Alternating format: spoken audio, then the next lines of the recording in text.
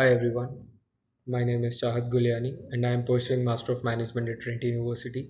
And as required by the course that is Legal Risks in Business by Professor Lucas Thung, I will be discussing some points related to business that is willing to go global or want to target a particular market. As the fact discovers, most of the people live their whole lives in a country they were born in. So it's easy to see why most business people base their business operations in their home countries.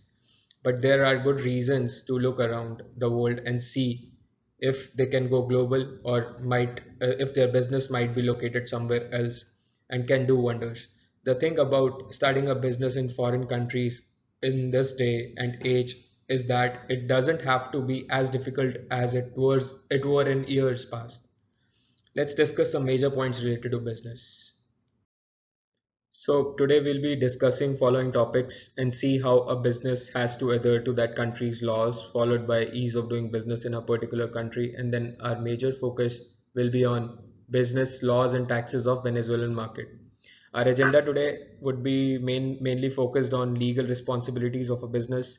Then we have economic factors affecting business growth, Venezuela as a market for a business, understanding ease of doing business in Venezuelan market, and then challenges of doing business in Venezuela, and then we have Venezuelan business laws. Let's now understand the legal responsibility of a business. So basically, the business itself is an economic activity. Its main function is to earn profits. To earn profit means to understand the needs and demands of a consumer, whether be it regarding the quality of the product or be it the price. While regarding the perspective of the consumer and meeting their needs and demand to earn a profit is their economic responsibility of a business. When a business earns a profit, it also means that the employees earn the profit of incentives. The economic growth of a business is not restricted to itself but affects the society as a whole. There are general set of laws business must follow such as taxes, intellectual properties, contracts, lawsuits, consumer goods, etc. Let's take a quick look at some of the most important factors that is important for a business to look upon before tapping a particular country's market. There is GDP and inflation rate, which represents the market value and all final services and goods produced within any country in a given period of time. Consumer price index, which measures any changes in the price of typical customer services and goods purchased by households in a country. CPI, which is Consumer Price Index, is often used as a gauge for inflation, which can negatively or positively impact any country's currency, which in turn will determine just how expensive it would be for you to invest in that particular country. Looking on to Venezuela as a market, its GDP is valued at 47.26 billion US dollars in 2020. The natural resources and idyllic location have made Venezuela a magnet for foreign investments. It is home to 55% of crude oil reserves in the Western Hemisphere and 18% of global reserves. Also has the eighth largest gas reserves in the world, holding approximately 195.2 billion cubic feet. Thanks to their location and that is near to the east coast of US and quick connections to the Panama Canal, Central America and Caribbean. Yes, there are still foreign regulations, taxes and policies to navigate before entering into Venezuelan market, as it is ranked as 188th of 190 in ease of doing business by the World Bank. Understanding ease of doing business. What is ease of doing business? The ease of doing business index is a ranking system established by the World Bank Group. The higher the ranking, it indicates the better and usually simple regulations for business and stronger protections of property rights. The research presents data for 190 economies and aggregates information from 10 areas of business regulations, such as starting a business of all, dealing with construction permits, getting electricity, registering property, getting credit, protecting minority investors, paying taxes, trading across borders, and enforcing contracts, resolving insolvency. The higher the ranking means the better environment for starting a business, and it's the better like the ease of doing business. So, what were the challenges of doing business in Venezuela? Day-to-day business lifestyle tasks can seem like a constant uphill struggle in Venezuela. Identification is required just to buy a carton of milk, and taking money out of the bank require two signatures, fingerprints, and in some cases a photograph. State suspicion permeates everyday business life, and the political interference in the economy can make doing business like a mammoth task. The World Bank and IFC rank Venezuela as the top 100 for only two of the 10 indices it tracks.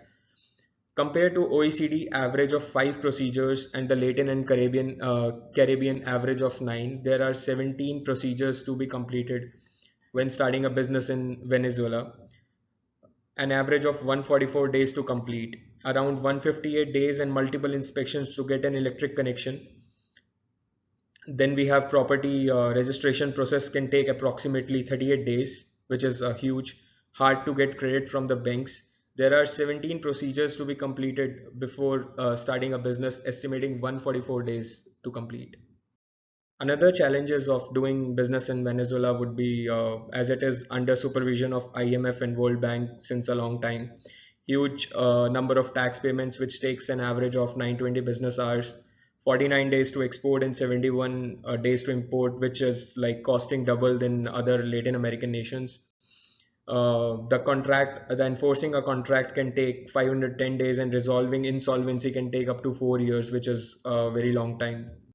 If a company wants to settle a business in Venezuela based on the FDI scheme, it's like the options available for foreign companies to set up a business in Venezuela are the registration of a branch, the corporation. These are the two most common options by the foreign companies to do business in Venezuela.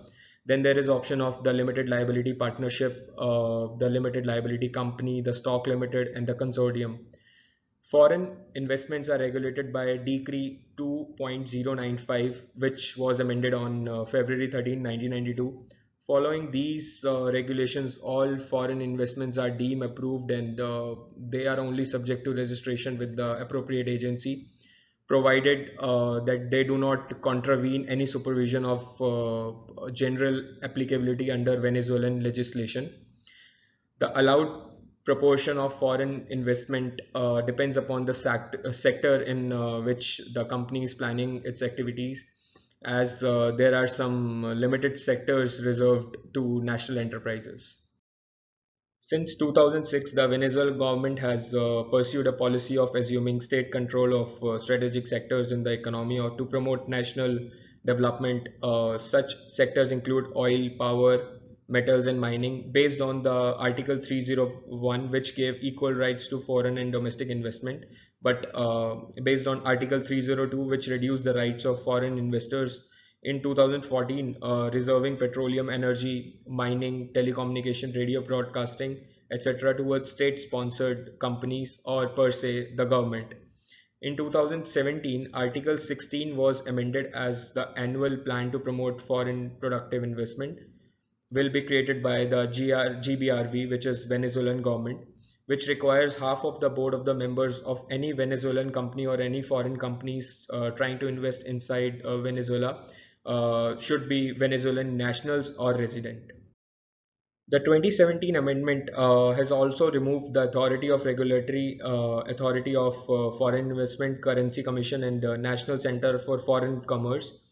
Foreign companies must satisfy domestic demand and promote non-traditional trade in extraordinary economic conditions, which is like the national executive may reduce the profit percentage between 60 and 80%.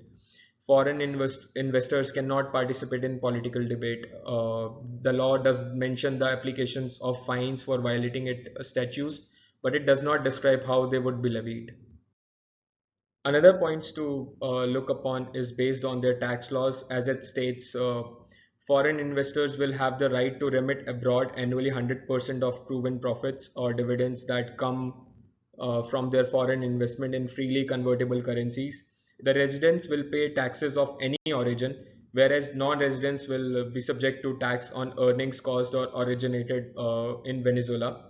Income tax for residents are 6 to 34% based on progressive earnings of tax units, whereas for non-residents it's flat 34%.